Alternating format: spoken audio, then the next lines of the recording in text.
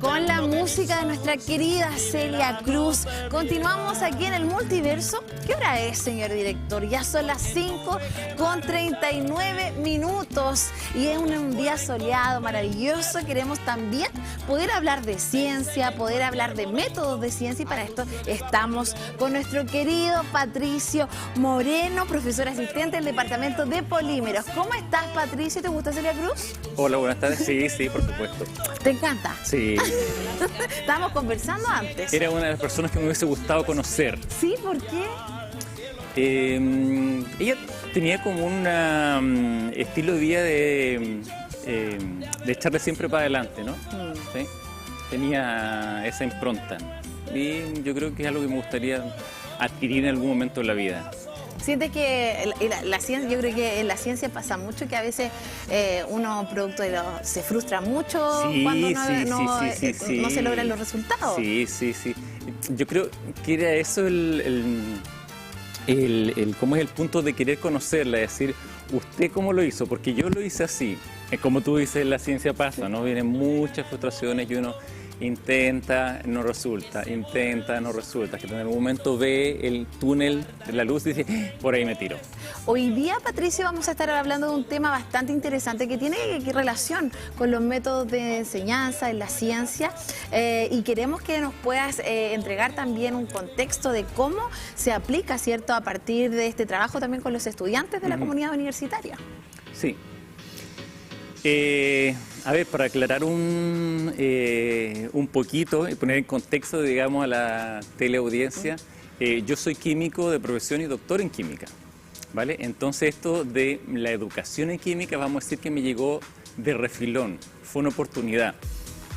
Yo cuando volví de Chile de mi postdoctorado, trabajé en la Universidad Arturo Prat, en Iquique, y ahí me dieron la oportunidad. Entonces, cuando vi justamente de que lo que pasaba en la enseñanza de la química era que se aplicaban distintos métodos y al final se obtenían los mismos resultados, yo dije, aquí falta algo, o sea, hay algo que no se está haciendo cargo nadie, por lo menos ahí. Entonces estuve 2 años ahí y apareció un trabajo acá en la Universidad de Concepción, específicamente de mi facultad, la Facultad de Ciencias Químicas, donde pedían a una persona que estuviese migrando, la curiosidad, ¿no?, que fuese un científico, doctor en química, pero que estuviese migrando a la educación. Y justo calcé. Era yo. Y así llegó a la Universidad de Concepción. Así llegué a la Universidad de Concepción. Fue un proyecto bastante bonito que se llamó Crea Química, hoy en día es una plataforma. Había que generar muchos recursos de aprendizaje, que es lo que se empezó más o menos en los años 90, ¿no?, a hablar de las TIC, las tecnologías de la enseñanza, de la información y la comunicación. Bien, o sea, lo creamos, y como te digo, es una plataforma que se usa donde tanto estudiantes como profesores pueden interactuar con ella. Pero después de eso, claro, el proyecto siguió, qué sé yo, pero yo tenía que realizar mi investigación. Y como te dije que vi una oportunidad allá en el norte, yo me cambié completamente de línea de investigación. O sea, en lo que yo me formé químicamente, digamos, hablando, lo abandoné. Es lo que hablábamos al inicio del programa, como que a veces uno piensa que va por el camino correcto, sí, y en realidad la vida te lleva por otro. Eso es lo que te dice, la vida te tira por alguna parte y eso depende mucho de la motivación que tú tengas. Entonces, como yo te dije, yo veía que el estudiantado... por más que lo hiciera trabajar con TIC o con todos los celulares, no subía la nota, la aprobación tampoco. No, sí, la motivación sí, porque estar con el celular en la clase, ellos feliz, pero el rendimiento no cambia. Y entonces acá cuando llegué yo me hice amigo de una profesora de la Facultad de Ciencias, de la Facultad de Educación, que la nombro y le mando un saludo por si me está escuchando, que es María Cecilia Núñez. Ella sí es experta, ella es doctora en educación, es didacta, y la invitaron justamente a este proyecto, y ella, después de esa conversación que tuvimos con el grupo en el que estábamos haciendo este proyecto, yo le dije si podía conversar con ella. Y me dijo sí, y ahí entonces empezamos a tener una comunicación y ella me contó lo que hacía. Y en ese momento para mí fue una iluminación, porque yo dije, ¿sabes qué? lo que tú cuentas y haces me hace sentido. Y yo quiero probarlo con mi... o sea, conectaron los dos propósitos. Exactamente.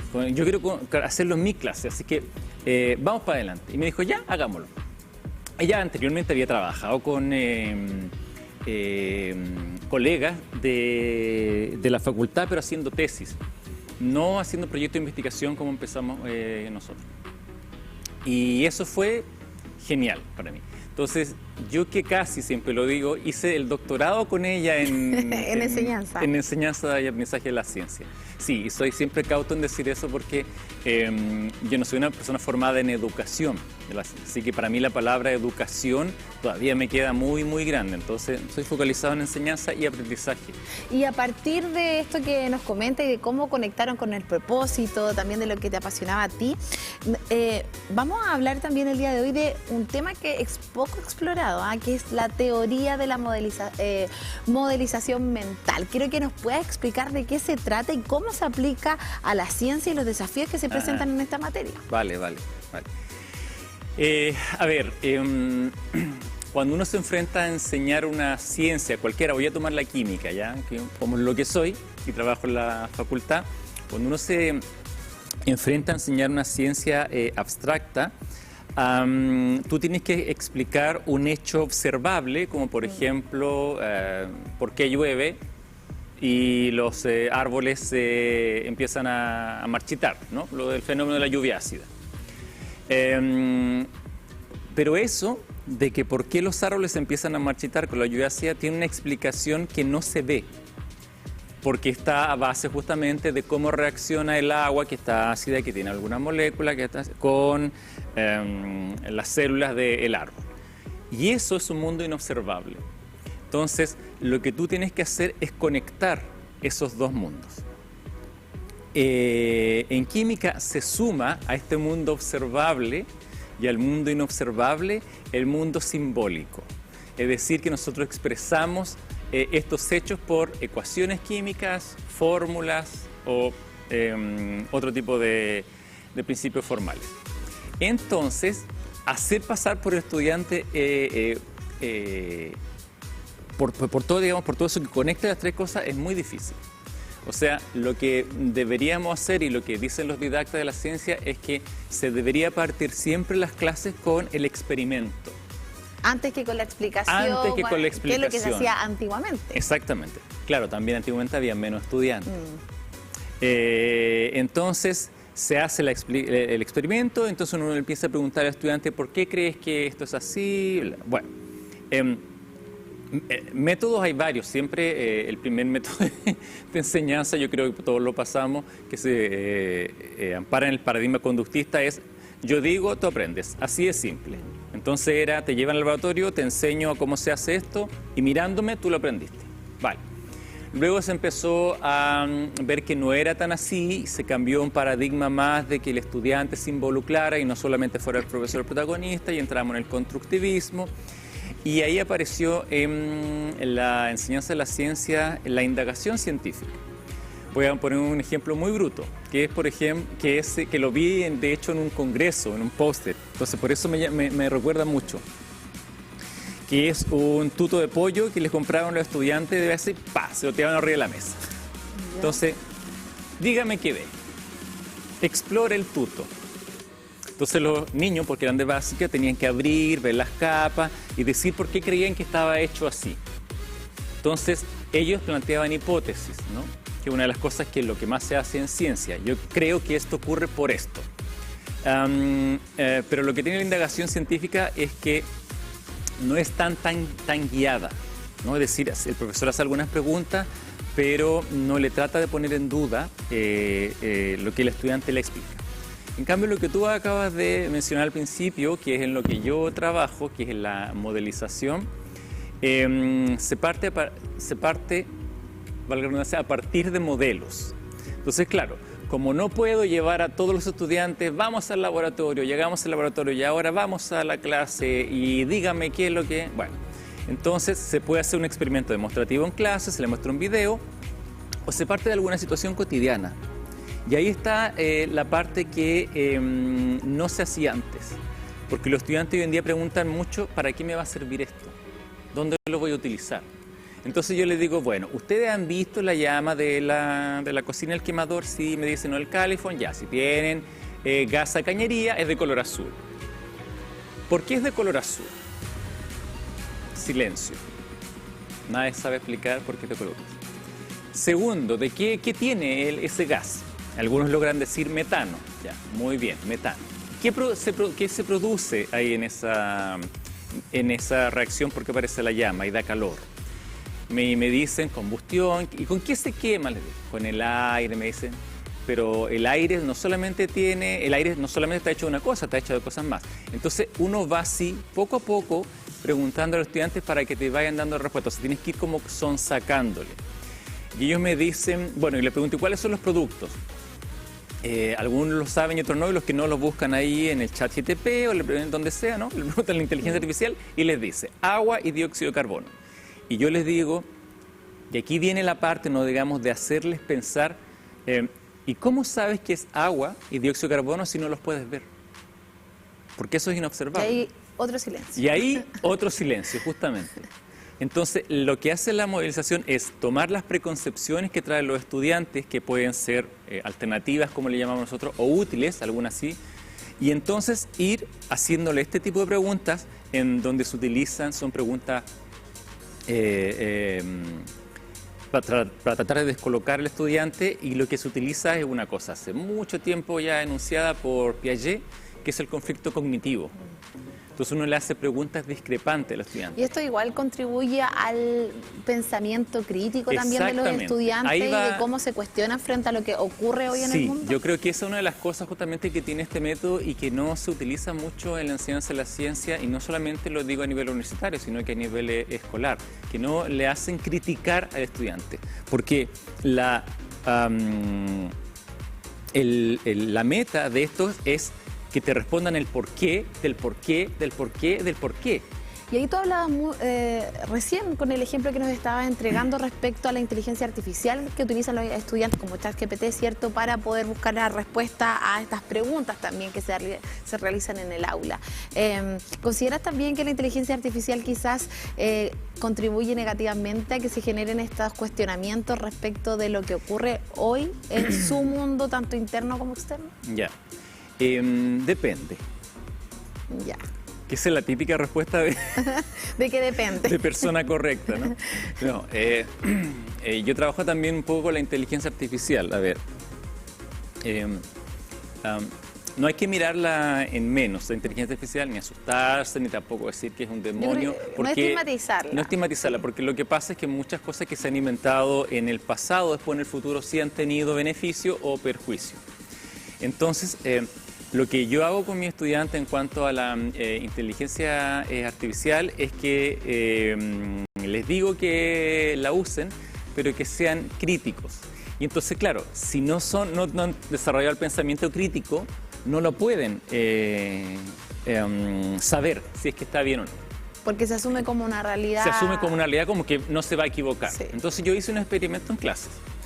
Y les dije, ya, vamos a usar la inteligencia artificial, y entonces yo voy a inventar una pregunta que es, está muy de moda también, la combustión del hidrógeno, ¿no? Hidrógeno limpio, que se quema con oxígeno, hidrógeno verde, y solamente da agua, gas no contaminante. Entonces le dije, listo, hidrógeno H2 más O2 igual flechita H2O. Bien. Y entonces dice, bueno, se tienen tantos gramos de hidrógeno, bla, bla, bla, bla, y puse el enunciado. Y le pedí a la inteligencia artificial que lo hiciera. Y lo resolvió. Entonces, ¿qué les parece? ¡Ay, profe, lo podemos usar! Sí, le dije, para resolver el problema, úsalo, no hay problema. Pero ahora analicemos el resultado. Y después lo hice yo, en la pizarra. Y el resultado que había dado, no me acuerdo qué inteligencia artificial usaba en ese momento, pero estaba malo. ¿Y ahí cuál fue el cuestionamiento? ¿Por qué? Porque hay una cosa que la inteligencia artificial no hizo porque no se le pidió. Y es una cosa básica que se le enseña a los estudiantes cuando uno enseña esto de, que nosotros le llamamos la unidad de estequiometría, que es balancear la ecuación. Es decir, los átomos que hay en los reactantes como son el hidrógeno y el oxígeno, tienen que estar también los productos. No se te puede desaparecer ninguno. Ahora no están como hidrógeno y oxígeno, están como agua. Y lo que no hizo el ChatGPT fue balancear la ecuación. Es decir, a ver, si tengo tanto hidrógeno y tanto oxígeno, debería haber tanta agua y tanto hidrógeno. No puso los numeritos que van delante, que nosotros llamamos el coeficiente lo puso como a nivel geométrico. general. Claro, él usó la ecuación nomás tal como yo se la mostré. Y desde esa perspectiva también, ¿cómo consideras que los docentes también pueden innovar en sus métodos de enseñanza con los estudiantes universitarios, considerando que la información está mucho más, hay mucho más acceso también para poder aprender, que es algo muy positivo, pero a la vez quizás disminuimos esa capacidad de pensamiento crítico frente a lo que estamos viviendo hoy en día? Yo creo que ahí volvemos a lo que estábamos hablando antes de fomentar el pensamiento crítico.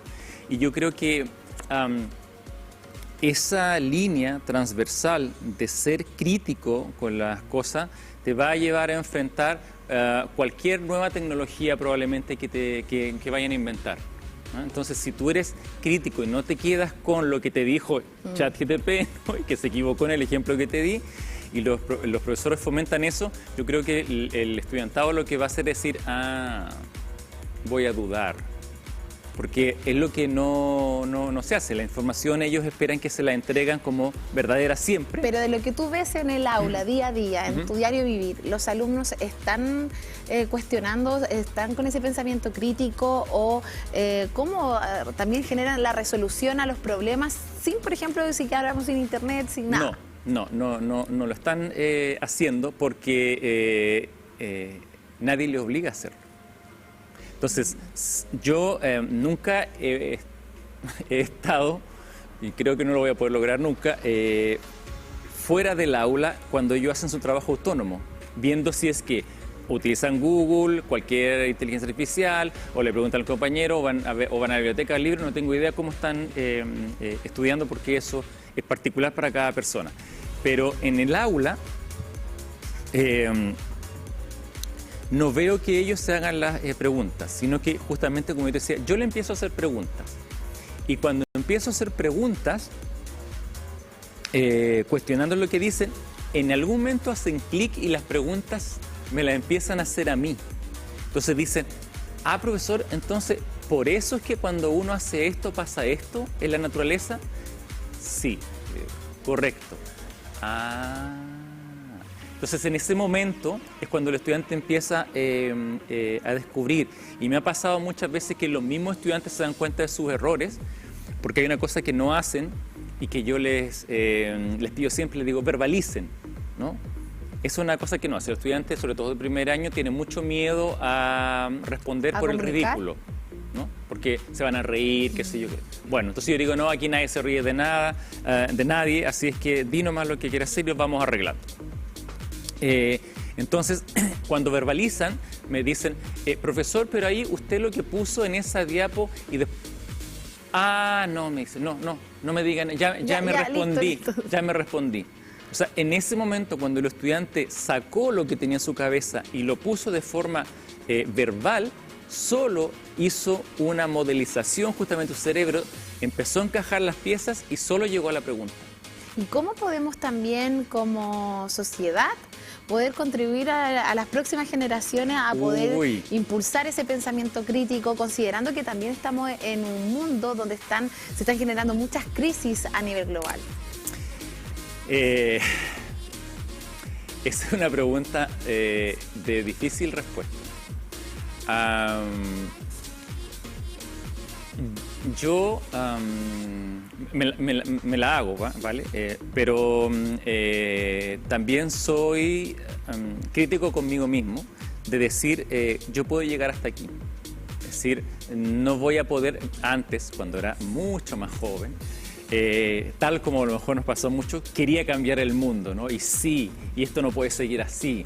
Pero a la edad que ya tienes, tú dices, no, parece que no lo voy a poder lograr. Entonces, lo que tratas de hacer es contribuir desde tu esquina, desde tu rincón, desde tu pensamiento, y tratar de impactar, en mi caso, a los estudiantes que pueda, ¿vale?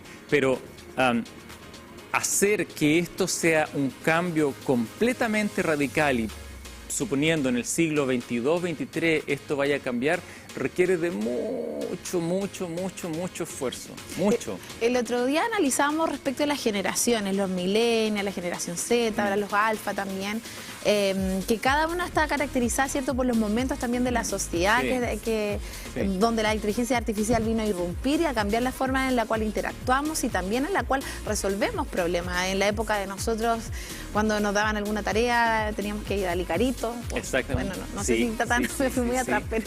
No, yo... También era de esa época. Sí. Ya, pero estaba esa forma también, y quizás por lo mismo el millennial también se caracteriza quizás por cierta proactividad en algunos temas. Cosa que, como mencionabas tú, en las generaciones más nuevas que están con la tecnología también incorporada, quizás les cuesta un poco más el dar ese paso. Ya, es que sabes, sí, puede ser, pero es que aquí también, si entramos en tema de generaciones, ya que tú lo pones, hay diferencias generacionales que tienen que ver con el avance de la tecnología.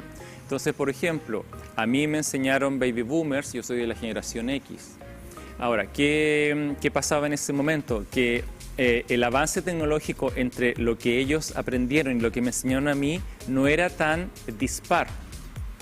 A medida que se va pasando de la generación X a la Z, a la Y, y ahora a la alfa, que está recién caracterizándose, los gaps se hacen mucho más grandes, porque la tecnología avanza más rápido y quienes usan más de la tecnología son las generaciones jóvenes. En cambio, los que somos más viejitos, o inclusive te hablo de las personas ya que están jubilando, son menos dados a usar la tecnología. Entonces, la brecha generacional empieza a crecer mucho, justamente por los cambios tecnológicos. Entonces, ahora, justamente, si yo le voy a dar una clase a un estudiante que la puede ver en un video en YouTube, y encuentra a lo mejor que el profesor es más gracioso o graciosa, la va a ver en YouTube en vez de ir a mi clase. Cuando tú dirías, pero si yo soy el que tiene el conocimiento, tú tienes que venir a mi clase, no ver un video en YouTube, que a todo esto no sabes qué video está viendo, si es que realmente es de una persona confiable. Pensamiento crítico ahí también. Claro, y entonces justamente ahí tendría que ser crítico con eso. Y el estudiante, claro, dada justamente la tecnología que se le ha ofrecido desde bebé, o sea, desde que nacen, es ya casi un bien de primera necesidad el tener que estar conectado a ella. Por lo tanto, es muy difícil que la suelten y que tú le digas, no, ya desde hoy en mi clase no vamos a usar más celulares, se apaga, no me lo traen más, no sé qué, y me van a traer el libro, y desde el libro vamos... Es como muy disruptivo para el estudiante. Ya cambió la forma también. Sí, sin embargo, en los países que nos gusta tanto ver los modelos educativos como Finlandia y Suecia, han hecho el trabajo reverso. O sea, ellos se dieron cuenta ahora hace poco, sacaron en Suecia las pantallas del colegio, porque lo que hacían con los niños es que vieran los videos o escribieran ahí, qué sé yo, vieran un video en la televisión grande. Y quitaron todo eso. Y retrotrajeron los libros. Entonces los chicos ahora y las chicas tienen que escribir o completar en un libro. Han vuelto justamente al método antiguo. Y claro, en el caso de ellos, como son niños, todavía, entiendo yo, no tienen un teléfono a los 5 años, no lo sé. Pero se lo quitaron o no le dejaron usar tecnología. No van a conocer una pantalla hasta que justamente, creo yo, tengan el pensamiento crítico. Para decidir. Y probablemente eso le esté pasando a la generación alfa. Los alfa van a venir a lo mejor con eso. Para ir finalizando esta entrevista, también me gustaría que pudiéramos quedarnos con un desafío en cuanto a cómo crees que también esta teoría que se está utilizando desde la Universidad de Concepción, que permite, ¿cierto?, modelar el pensamiento crítico, cuestionar lo que ocurre hoy en día, se puede aplicar en diversas disciplinas también, tanto científicas como desde las humanidades también. Sí. Uy, qué bueno que tocaste las humanidades, porque siempre se habla solamente de las ciencias. Yo creo que, las personas tienen que ser, yo me considero, la verdad, un científico humanista, ¿no? Los típicos colegios que no, que sería científico humanista. Bueno, yo salí de un colegio científico humanista y sí, soy científico y humanista, porque agarré las dos vertientes en mi vida. ¿Y eso en qué pasó? Y él, ya que tú me pides esto de cómo dejar algo para que las personas se lleven, pasó en que empecé a leer mucho, no solamente de mi área, sino que de filosofía, de sociología, a conversar con literatos, novelistas, me topé con algunos dramaturgos, tuve la opción de poder ir a ver un ensayo teatral, por ejemplo, cosas ya. Entonces eso va aportándote desde otra mirada. Esa es una cosa. Y lo otro es conversar mucho. No solamente que exista este diálogo que yo te hablo docente-estudiante, donde tú le vas cuestionando al estudiante en aula, sino que también en la casa. Los temas puedan ser conversados, ¿vale? Debatir, que antes... claro, se debatía justamente, mucho. porque el debate cuando tú pones la palabra debatir, se le pone siempre un pin peyorativo. Sí. Y no es peyorativo Al el debate. contrario, Si es que tú lo quieres hacer malo, va a poder ser malo. Si lo quieres hacer bueno, va a ser bueno. Pero esto de debatir, de qué piensas tu hijo, qué piensas tu papá, sin tener que sacrificar roles, digamos. O Porque caer digo, en no, algún conflicto. o si claro, no- porque van a decir, no, porque si yo le doy permiso, o a los profesores, si yo hago esto con los estudiantes, no me van a ver como una autoridad, qué sé yo. Son cosas de cambiar un poco el pensamiento y poner las cosas claras desde el inicio. Mire, la clase es así, pero conversemos. Yo quiero que conversemos. Yo te presento esto, tú dame un argumento y yo te voy a dar un contraargumento. Y eso mismo puede ocurrir en la familia o en los colegios inclusive. Entonces a estos niños, ¿no?, que en Suecia le están pasando ahora en el libro, mucho de lo que aparece ahí son cosas actuales como el cambio climático y empiezan, ¿sabes lo que es el cambio climático? Y los niñitos, sí, puede ser, ¿no? Ya, te da el argumento. Y entonces uno después va al contraargumento. Bueno, ¿qué pasa, por ejemplo, si tú te pones delante? Bueno, ahí no hay mucho sol, pero el ejemplo va a salir por un lado. ¿Qué pasa si tú pones delante de las ventanas y está abiertas de par en par, no hay cortina? Entonces, el efecto invernadero. Y ahí entonces los niños dicen, me va a dar calor, mucho calor. Entonces, partes de ahí, ¿no? Y eso va a generar que la persona se anime a empezar a conversar de los temas. Me refiero a la persona a los que no hablan, digamos que son los estudiantes y los niños, y empieza a generar el debate y de a poquito a llevar o a inculcar, a aprender ese pensamiento crítico. Doctor Patricio Morales, que sin duda hoy día nos vino a hablar sobre la importancia de los métodos de enseñanza, de innovar, de cuestionarnos, siento, frente a lo que pasa hoy en el mundo. Así que muchas gracias por estar con De nosotros. nada, cuando quieran vuelvo. Sí, esperamos poder hablar de otros temas. ¿De qué te gustaría hablar quizá en un próximo capítulo? Tengo tanto. Yo te dije, yo puedo conversar de mucho aquí, mucho rato. Pero, Pongamos uno para uno de los próximos. bueno, por nada, cuando me ponen así en aprietos ahora. en impresión, no me viene nada a la mente, pero hay varias cosas de las que se podrían conversar. Vamos a estar conversando prontamente con el doctor Patricio Morales y con él nos vamos a una pausa comercial escuchando a nuestra querida Celia Cruz.